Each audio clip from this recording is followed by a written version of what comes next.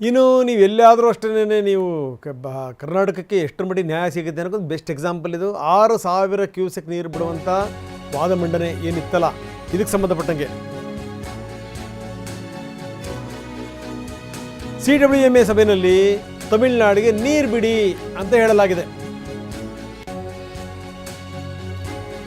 ಅಷ್ಟೇ, ಕಾವೇರಿ ವಿಚಾರದಲ್ಲಿ ಮತ್ತೆ ಶಾಕ್ ಕರ್ನಾಟಕಕ್ಕೆ.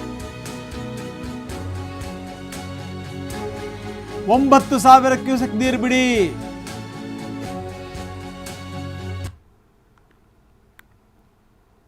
ಸೊ ಇದು ಸಂಗತಿ. ಅಂದರೆ ನೀವು ಎಲ್ಲಿ ಹೋದರೂ ಕೂಡ ಕರ್ನಾಟಕಕ್ಕೆ ಸಿಗುವಂಥ ನ್ಯಾಯ ಅಷ್ಟರಲ್ಲೇ ಇದೆ ಅಂತ ಅರ್ಥ.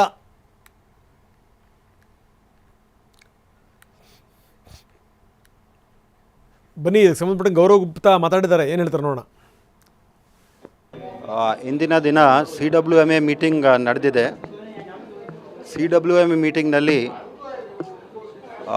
ನಾವು ನಮ್ಮ ಪರವಾಗಿ ವಾದವನ್ನು ಮಾಡಿದ್ದೀವಿ. ತಮಿಳುನಾಡಿನಿಂದ ಬಂದಿರತಕ್ಕಂಥ ಟೀಮ್ ತಮ್ಮ ಪ್ರಕಾರ ವಾದವನ್ನು ಮಾಡಿದ್ದಾರೆ. ನಾವು CWRCನಲ್ಲಿ ಹೊರಡಿಸಲಾದ ಆದೇಶವನ್ನು 9,000 ಕ್ಯೂಸೆಕ್ಸು 15 ದಿನಕ್ಕೆ ಬಿಡುವಂಥದ್ದು ಏನು ಆದೇಶ ಇತ್ತು ಅದನ್ನು ಕಡಿಮೆ ಮಾಡಲಿಕ್ಕೆ ನಾವು ಅವ್ರಿಗೆ ಕೇಳಿದ್ದೀವಿ. ಅವರು ಇದನ್ನು ಇನ್ನೂ ಹೆಚ್ಚು ಮಾಡಬೇಕು ಅಂತದ್ದು ಅವರು ವಾದ ಮಾಡಿದ್ದಾರೆ.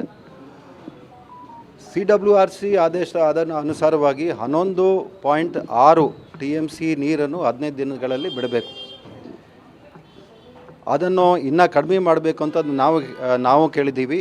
ಅದನ್ನು ಖಂಡಿತ 6,000 ಕ್ಯೂಸೆಕ್ಸು ಅಥವಾ ಅದಕ್ಕಿಂತನೂ ಕಡಿಮೆ ಮಾಡಬೇಕು ಅಂತ ಹೇಳಿ ನಾವು ಕೇಳಿದ್ದೀವಿ.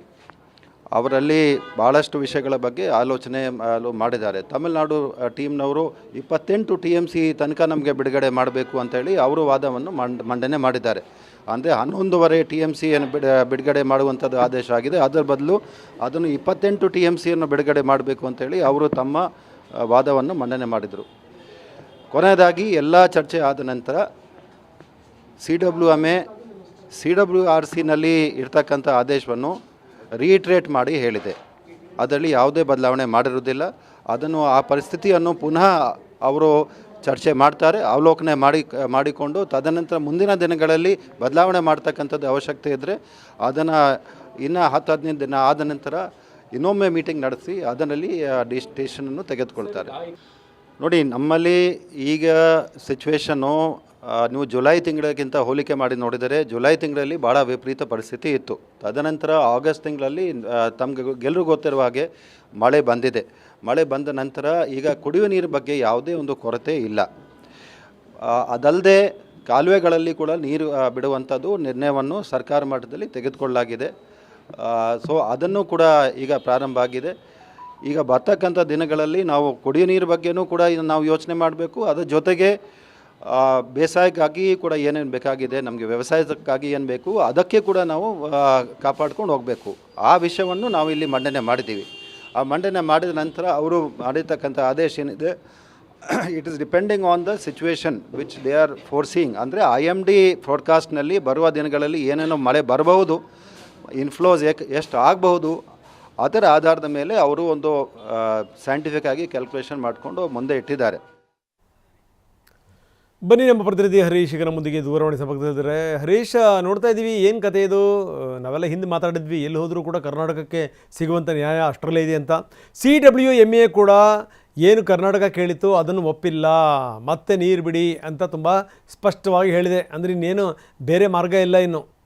ನಾವಿನ್ನೂ ಕಾನೂನು ಹೋರಾಟ ಮಾಡಬೇಕು ಅಷ್ಟನ್ನೇ. ಮುಂದಿನ 15 ದಿವಸ 9,000 ಕ್ಯೂಸೆಕ್ ನೀರನ್ನು ಬಿಡಬೇಕು. ಏನಂತೀರಿ? ಹೌದು ರಂಗನಾಥ್, ಈಗ 3ನೇ ಆದೇಶವನ್ನ ಈಗ CWMA ಕರ್ನಾಟಕಕ್ಕೆ ಕೊಟ್ಟಿರುವಂತಹದ್ದು. ಮೊದಲ ಆದೇಶ 3,500 ಕ್ಯೂಸೆಕ್ ಪ್ರತಿದಿನ 15 ದಿವಸಗಳ ಕಾಲ ಬಿಡಬೇಕು ಅನ್ನುವಂಥದ್ದನ್ನ ಹೇಳಿತ್ತು. ಅದನ್ನು ಕೂಡ ಕರ್ನಾಟಕ ಪೂರೈಕೆಯನ್ನ ಮಾಡಿತ್ತು ನೀರನ್ನ. ನಂತರ 12,000 ಕ್ಯೂಸೆಕ್ ನೀರನ್ನ 15 ದಿವಸಗಳ ಕಾಲ ಬಿಡಬೇಕು ಅನ್ನುವಂತ ಆದೇಶವನ್ನು CWMA ಕೊಟ್ಟಿತ್ತು. ಅದನ್ನು ಕೂಡ ಕರ್ನಾಟಕ ಆದೇಶವನ್ನ ಈಡೇರಿಸಿರುವಂತಹದ್ದು. ಈಗ ಮತ್ತೊಂದು ಆದೇಶವನ್ನು ಕೊಟ್ಟಿದೆ, ಮುಂದಿನ 15 ದಿವಸಗಳ ಕಾಲ 9,000 ಕ್ಯೂಸೆಕ್ ನೀರನ್ನ ಬಿಡಬೇಕು ಅನ್ನುವಂಥದ್ದು. ನಿನ್ನೆ ಅಷ್ಟೇ CWRC CWRC ಸಭೆ ನಡೆದಿತ್ತು. CWRC ಸಭೆಯಲ್ಲಿ ಒಂದು ಶಿಫಾರಸನ್ನು ಮಾಡಿತ್ತು CWRC. ಅಂದ್ರೆ ನೀರಿನ ಮಟ್ಟ ಎಷ್ಟಿದೆ, ಕರ್ನಾಟಕದ ಜಲಾಶಯಗಳಲ್ಲಿ ಶೇಖರಣೆ ಆಗಿರ್ತಕ್ಕಂಥ ನೀರು ಎಷ್ಟಿದೆ, ಅದನ್ನ ಎಷ್ಟು ಬಿಡಬಹುದು ಅನ್ನುವಂಥದ್ನೆಲ್ಲವನ್ನು ಕೂಡ ತಾಳೆ ಹಾಕಿ ಕರ್ನಾಟಕ 9,000 ಕ್ಯೂಸೆಕ್ ನೀರನ್ನ ಮುಂದಿನ 15 ದಿವಸಗಳ ಕಾಲ ಪ್ರತಿದಿನ ಹರಿಸಬೇಕು ಅನ್ನುವಂತ ಶಿಫಾರಸನ್ನ ಮಾಡಿತ್ತು. ಆ ಶಿಫಾರಸನ್ನ ಇವತ್ತು CWMA ಆದೇಶವಾಗಿ ಮಾರ್ಪಡಿಸಿದೆ. ಮುಂದಿನ 15 ದಿವಸಗಳ ಕಾಲ ಕರ್ನಾಟಕ ತಮಿಳುನಾಡಿಗೆ 9,000 ಕ್ಯೂಸೆಕ್ ನೀರನ್ನ ಪ್ರತಿದಿನ ಹರಿಸಲೇಬೇಕಾದಂತ ಅನಿವಾರ್ಯತೆ ಇದೆ. ಒಂದ್ ಕಡೆ ರಾಜ್ಯ ಸರ್ಕಾರ ಕೂಡ ವಾದವನ್ನ ಮಾಡಿತ್ತು. ರಾಜ್ಯ ಸರ್ಕಾರ ಹಿರಿಯ ಅಧಿಕಾರಿ ಗೌರವ್ ಗುಪ್ತಾ ಅವರು ಕೂಡ ಇವತ್ತಿನ ಸಭೆಯಲ್ಲಿ ಭಾಗಿಯಾಗಿದ್ರು. ಕರ್ನಾಟಕದ ಜಲಾಶಯಗಳ ನೀರಿನ ಪ್ರಮಾಣವನ್ನ ಎಷ್ಟಿದೆ ಅನ್ನುವಂಥದ್ದನ್ನ ಅವರಿಗೆ ಮನವರಿಕೆ ಮಾಡುವಂತ ಪ್ರಯತ್ನವನ್ನು ಮಾಡಿದರೆ. ಈಗ ಕರ್ನಾಟಕದ ಕಾವೇರಿ ಕೊಳದ ಜಲಾಶಯಗಳಲ್ಲಿ ಕೇವಲ 80 TMC ಅಷ್ಟು ನೀರಿರುವಂತಹದ್ದು. ಅದರಲ್ಲೂ ಕೂಡ 25 TMC ಅಷ್ಟು ಡೆಡ್ ಸ್ಟೋರೇಜ್ ಇದೆ. ಅದನ್ನ ಬಳಕೆ ಮಾಡಲಿಕ್ಕೆ ಸಾಧ್ಯ ಇಲ್ಲ. ಈಗಿರ್ತಕ್ಕಂಥ ನೀರನ್ನ ಭವಿಷ್ಯದಲ್ಲೂ ಕೂಡ ಬಳಕೆಯನ್ನ ಮಾಡ್ಕೊಳ್ಬೇಕು. ಮುಂದಿನ ಮಾನ್ಸೂನ್ ಶುರು ಆಗೋದ್ರೊಳಗೂ ಕೂಡ ಕುಡಿಯೋ ನೀರಿಗೆ ಬಳಕಬೇಕು. ಜಾನುವಾರುಗಳಿಗೆ ಕುಡಿಯೋ ನೀರಿನ ವ್ಯವಸ್ಥೆಯನ್ನ ಮಾಡಬೇಕು. ಕೃಷಿಗೂ ಕೂಡ ಅಲ್ಪ ಸ್ವಲ್ಪ ವ್ಯವಸ್ಥೆಯನ್ನ ಮಾಡಬೇಕು ಅನ್ನುವಂಥದ್ದನ್ನ ಮನವರಿಕೆ ಮಾಡಿಕೊಟ್ರು ಕೂಡ CW ಇಂಥ ಒಂದು ಆದೇಶವನ್ನ ಮಾಡಿರುವಂತಹದ್ದು. ಅಂದ್ರೆ ನಿನ್ನೆಯಿಂದ ಸ್ವಲ್ಪ ಕೊಡಗು ಆಗಿರ್ಬೋದು, ಚಿಕ್ಕಮಗಳೂರಿನಲ್ಲಿ ಸ್ವಲ್ಪ ಮಳೆ ಚುರುಕನ್ನ ಪಡೆದಿರುವಂತಹದ್ದು. ಇದನ್ನ ಗಮನದಲ್ಲಿ ಇಟ್ಕೊಂಡು 4,500 ಕ್ಯೂಸೆಕ್ ನೀರು ಹಾರಂಗಿಗೆ ಹರಿದು ಬರ್ತಾ ಇದೆ. ಹಾರಂಗಿಯಿಂದ ಬರ್ತಾ ಇರ್ತಕ್ಕಂಥ ಹೊರ ಹರಿವು KRS ಗೆ ಹರಿದು ಬರ್ತಾ ಇದೆ. 4,000 ಕ್ಯೂಸೆಕ್ ಒಳಹರಿವಿದೆ. ಇದನ್ನ ಗಮನದಲ್ಲಿ ಇಟ್ಕೊಂಡು ಮತ್ತೆ ಕಬಿನಿಯಿಂದ ಬರ್ತಾ ಇರ್ತಕ್ಕಂಥ ಒಳಹರಿವೇನಿದೆ ಇದನ್ನ ಗಮನದಲ್ಲಿ ಇಟ್ಕೊಂಡು 9,000 ಕ್ಯೂಸೆಕ್ ನೀರು ಬಿಡಬೇಕು ಅನ್ನೋ ಆದೇಶವನ್ನ ಮಾಡಿರುವಂತ. ಆದ್ರೆ ಕಬಿನಿಯಲ್ಲಿ ಕಳೆದ ವಾರ ಇದ್ದಂಥದ್ದು 17 TMC ನೀರಿತ್ತು. ಈಗ 12 TMC ನೀರಿಗೆ ಕುಸಿತಿರುವಂತಹದ್ದು. ಕಬಿನಿ ಬರಿದಾಗ್ತಾ ಇದೆ.